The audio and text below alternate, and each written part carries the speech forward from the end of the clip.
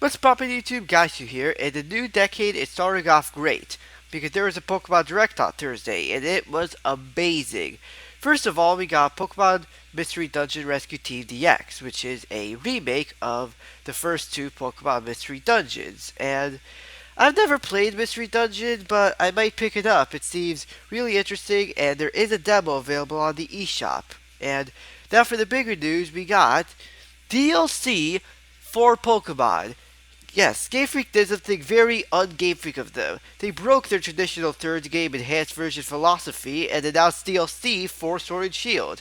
DLC is way better than a third game or enhanced version, because with an enhanced version you're paying full price for what is basically the same game but with a bit of new content, but with DLC you can hop right in with the same team.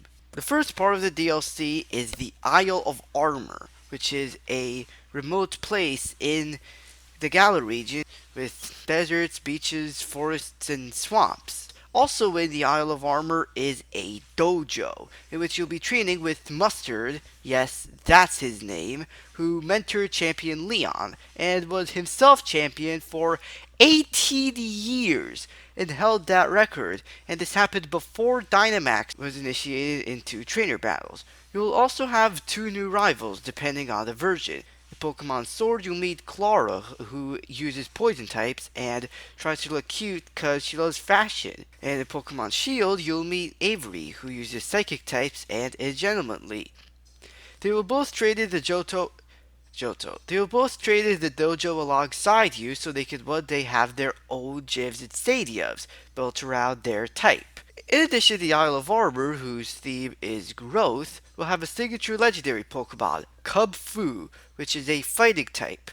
Wild Kung Fu exists, but not in the Galar region, but from a realm beyond. They went to mountains in a faraway place, and it said that the Kung Fu living in that place are descended from the Kung Fu that used to be native to Galar.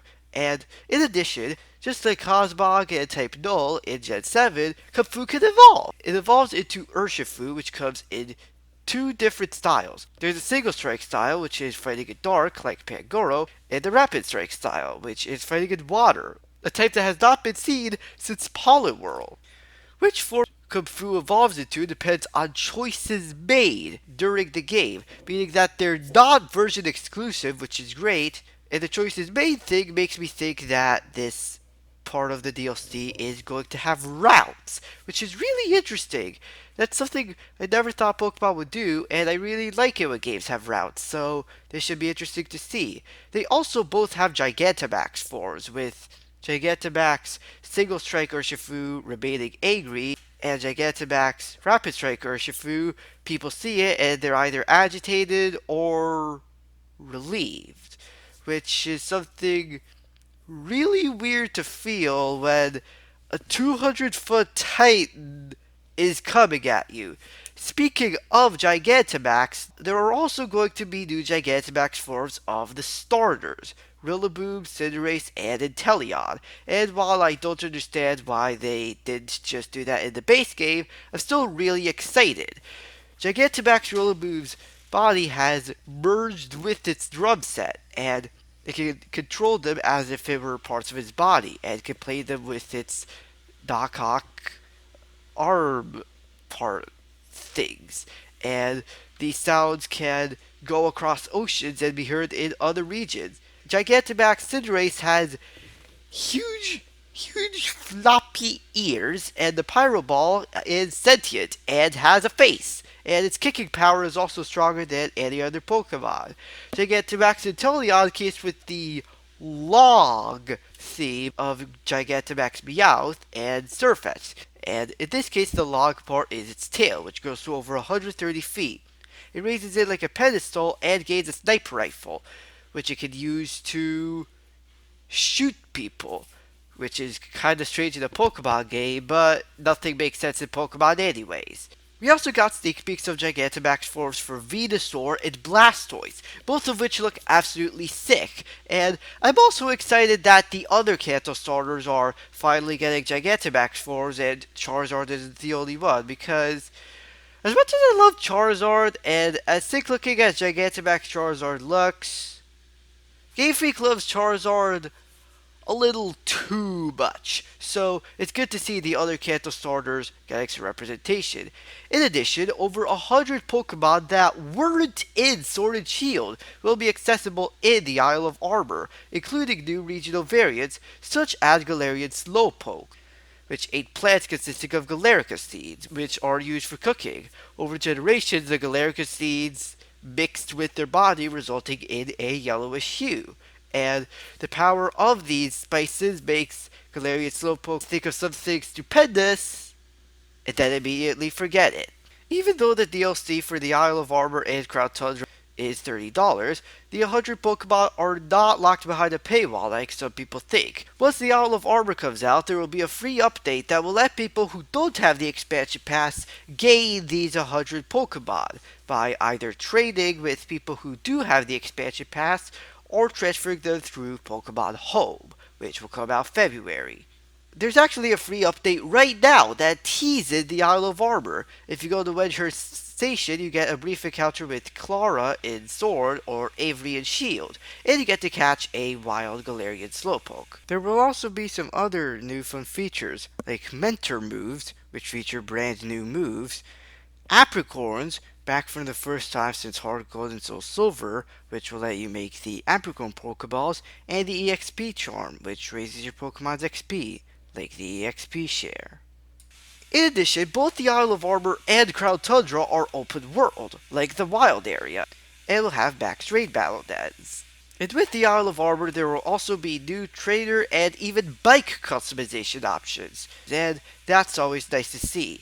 Now it's time to move on to the second DLC pack, the Crown Tundra. The Crown Tundra is a harsh, very snowy place, and I really like that they're making the entire area filled with snow, since I always thought, since many people, myself included, think it would be really cool if we got a cold-based region based on somewhere like Russia or Alaska, and that's kind of what the Crown Tundra is.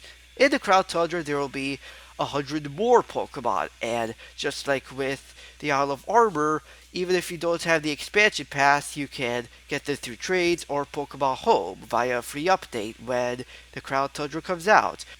It will also have a new feature that will let you explore Pokemon dens, whereas before you could only get a glimpse of them, and you can team up with friends to catch every single legendary. I am so happy they're bringing back all the legendaries. Not mythicals though, but still. One of my favorite parts of Omega Ruby and Alpha Sapphire and Ultra Sun and Ultra Moon was going back and catching all the legendaries from all the games, and I'm super excited they're finally doing that again.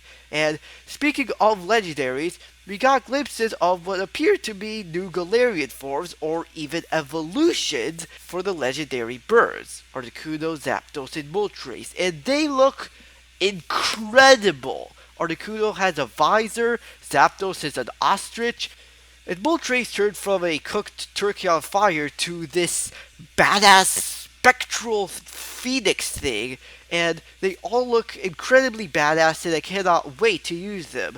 As for the types, I would guess that Galarian Articuno would be a psychic, Zapdos would be electric dark or electric ground, and Moltres would be fire ghost.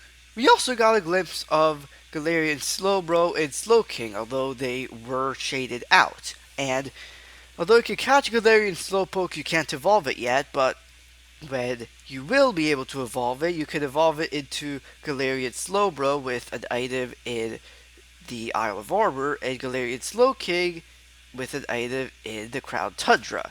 The Crown Tundra also seems to have more emphasis on the Regis, Regirock, Registeel, and Regice, with there being temples for each, and even a new temple for 2 more Regis that appear to be Electric type and Dragon type respectively, which is awesome. I never thought there would be more Regis, and it's really interesting to see Game Freak implement that. And of course, with all the Regis, that also means Regigigas is gonna come in, and there could be even more new Regis that we don't know about yet. So, looking forward as to where that's gonna go. The Crown Tundra will be themed around exploration, and as such, the protagonists get cool winter gear, and will be led by this guy, to be the leader of his expedition team. Finally, there's the legendary that's the focus of the Crown Tundra, it being Calyrex. Calyrex is a grass psychic type that, for some reason, has the Triforce on its head. It, it used to rule over Galar in ancient times, but now just rules the Crown Tundra, and because of its incredible intelligence, it can see every past, present, and future event. So I can ask it what the next main series Pokemon games are. The Crown Tundra will also give you new trainer customization options, such as the ability to be Marnie, Chairman Rose, and even wear the visor of Team Flare admins for some reason, or get this's eye patch monocle thing, that too. So, yeah, that's pretty much all there is to say. I'm very excited about all the DLC. Isle of Armor will be coming out June 2019, so 5 months, and Crown Tundra will be coming November 2019. It will likely replace what the next main series Pokemon game would have been for 2020. And I'm happy that with the DLC, Sword and Shield are being kept alive as much as they can. And I'm sure there's going to be more new information about it eventually, and you know I'm going to cover it because I'm just super excited for it. I'm looking forward to exploring it and catching all the Pokemon, new and old, because apparently there will be other new Pokemon and regional variants. So looking forward to that. And I wonder how the stories are going to progress within these two places. And I cannot wait for more new information. So yeah, thank you guys so much for watching, and if you enjoyed the video, be sure to smash that like button, ding the bell so you never miss a single alert, and subscribe to my channel. And without further ado, catch you out.